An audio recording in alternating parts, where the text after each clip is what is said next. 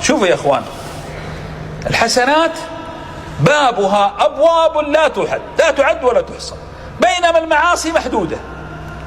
فالحسنات مثلا الصلوات مكفرات لما بينها، الذكر مثلا، الذكر تقول سبحان الله وبحمده زينة عرشه، سبحان الله وبحمده رضا نفسه، سبحان الله وبحمده مداد كلماته، سبحان الله وبحمده زينة عرشه، يصب في ميزان أعمالك وزن عرش الرحمن تسبيح.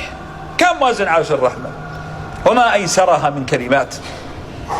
تتوضأ يفتح لك الله لك أبواب الجنان، تسلم تأخذ الحسنات، تبتسم في وجه أخيك تأخذ الحسنات، تميط الأذى حسنات، تكرم الضيف حسنات، تواسي اليتيم وتمسح على شعره، في كل شعرة لك حسنة. انظر كيف بحور من الحسنات. بل أنتم يا أهل الأسواق، هل تعلم أنك كلما دخلت السوق ثم قلت لا إله إلا الله وحده لا شريك له، له الملك وله الحمد، يحيي ويميت وهو على كل بيده الخير وهو على كل شيء قدير، يكتب لك الله مليون حسنة، مليون حسنة بهذا الدعاء، ويمحو عنك مليون سيئة، ويرفعك ألف درجة، يعني مليون درجة بهذا الدعاء. قل ما الذي يضرك؟ انظر كيف أن الحسنات محيطة حولنا، ولكن نسأل الله أن يحيي قلوبنا. الحسنات تزيدك قربا من الله، لأنك ما يزال عبدي يتقرب إلي حتى أحبه، فإذا أحببك الله أسألك بالله أي هم ستحمله من الدنيا. الحسنات تحميك بإذن الله عند الممات. يقول النبي صلى الله عليه وسلم، واسمع ما أجمل هذا الحديث: إذا أراد الله بعبد خيرا عسله. عسله، قالوا ما عسله يا رسول الله، ما معنى عسله؟ قال يهيئ له عملا صالحا قبل موته، يعني يميتك على حسن خاتمة.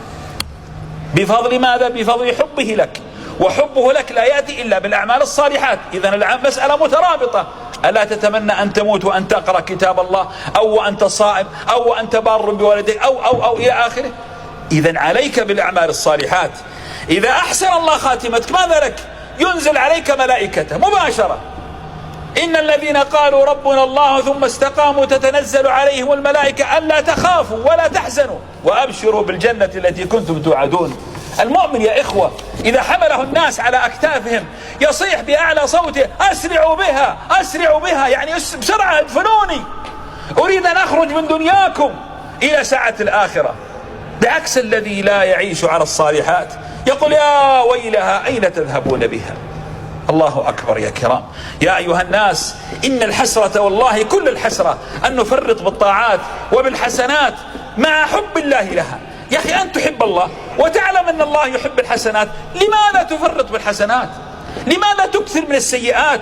لماذا يومك كله غيبة، نميمة، كذب، دخان، ترك صلاة، بعد عن الطاعة وإلى آخره؟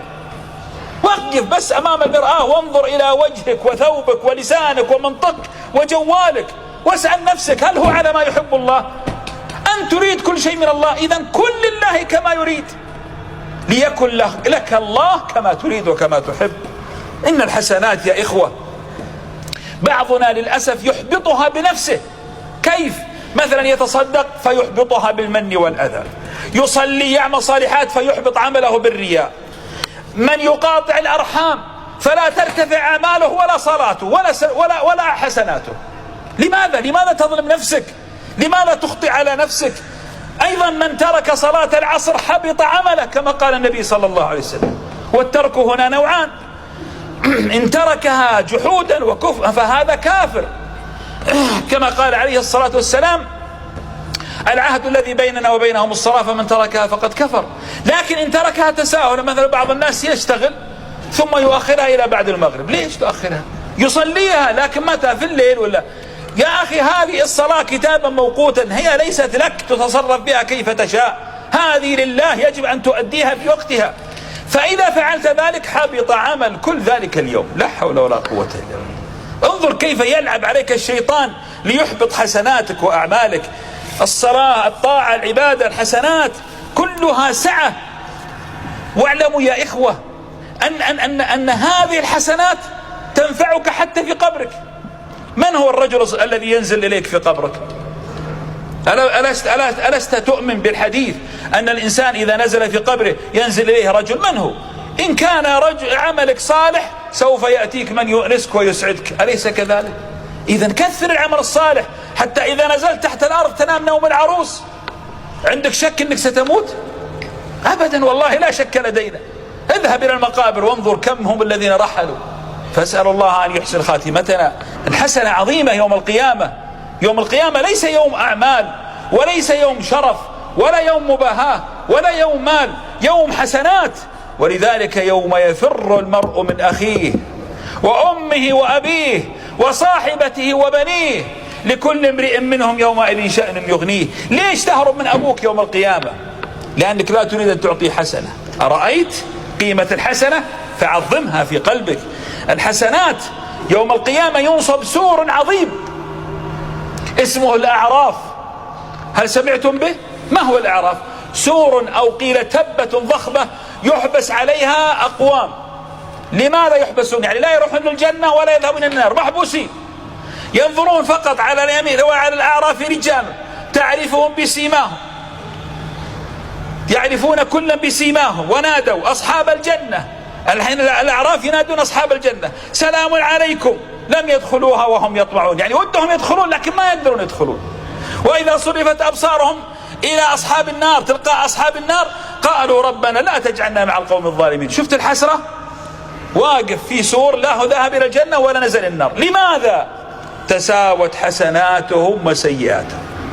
يعني لو زاد حسنة واحدة راح الجنة، ولو نقص حسنة راح النار. فهل تريد هذا الموقف؟ إذن أكثر من حسناتك لعل الله تعالى أن يرحمنا برحمتك. الحسنة يا إخوة هي غاية ما يتمناه العبد يوم القيامة. الإنسان إذا جاء يوم القيامة ماذا يتمنى؟ رب ارجعوني. ليش؟ قال لعلي أعمل صالحا فيما تركت. يريد أن يرجع ليعمل الحسنات والصالحات. أنت حي الآن، فماذا تنتظر؟ أن يأتي يوم القيامة فتقول رب ارجعون؟ وإذا انتهى الحساب يوم القيامة وأقر كل واحد بعمله ينصب ميزان عظيم جدا توزن فيه حسناتنا وتوزن فيه سيئاتنا. فمن ثقلت موازينه فأولئك هم المفلحون، ومن خفت موازينه فأولئك الذين خسروا أنفسهم في جهنم خالدون. أكثر من الحسنات.